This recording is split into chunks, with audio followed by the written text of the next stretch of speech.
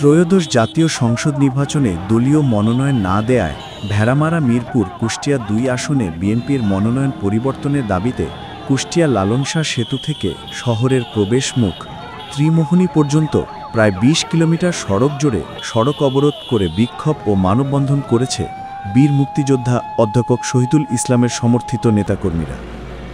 ১০ November বিকেলে ৩টা থেকে সন্ধ্যা ৬টা পর্যন্ত সময় উপজেলার কুষ্টিয়া ঈশ্বরদী মহাসড়কের ভেড়ামারা লালন শাহ সেতু থেকে কুষ্টিয়া ত্রিমোহনী প্রায় ২০ কিলোমিটার সড়ক জুড়ে এই কর্মসূচি অনুষ্ঠিত হয়। এতে অংশ নেন ভেড়ামারা ও মিরপুর উপজেলার মোট ১৯টি ইউনিয়ন ও ২টি পৌরসভার বিএনপি, যুবদল, ছাত্রদল ও অঙ্গ সংগঠনের হাজার হাজার নেতাকর্মী ও সমর্থিতরা। এ সময় কুষ্টিয়া, রাজশাহী, ঈশ্বরদী সহ বিভিন্ন সড়কে যানবাহন চলাচল বন্ধ হয়ে যায়। সড়কের দুপাশে বাস, ট্রাক আটকে পড়ে। বিক্ষোভকারীরা অভিযোগ করেন, তৃণমূলের মতামত উপেক্ষা করে কুষ্টিয়া ২ আসনে বিএনপির মনোনয়ন প্রার্থী ব্যারিস্টার রাগিব রৌফ চৌধুরীকে নাম ঘোষণা করা হয়েছে, যা তৃণমূল বিএনপির কাছে মোটেই গ্রহণযোগ্য নয়। নির্বাচনে বিএনপিকে এই আসনে জিততে হলে শহীদুল ইসলামকে মনোনয়ন দিতে হবে।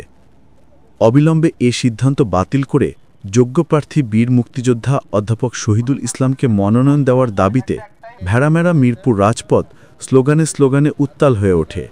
অধ্যাপক শহীদুল ইসলামকে কুষ্টিয়া ২ আসনে প্রার্থী হিসেবে পুনর্বিবেচনার দাবি জানান বিক্ষোভকারীরা।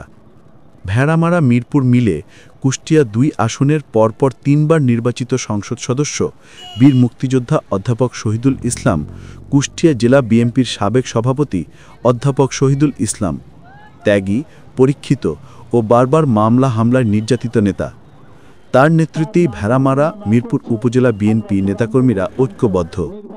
অথচ তৃণমূলের মতামত অগ্রাহ্য করে মনোনয়ন দেওয়া হয়েছে একজন বিতর্কিত ব্যক্তিকে।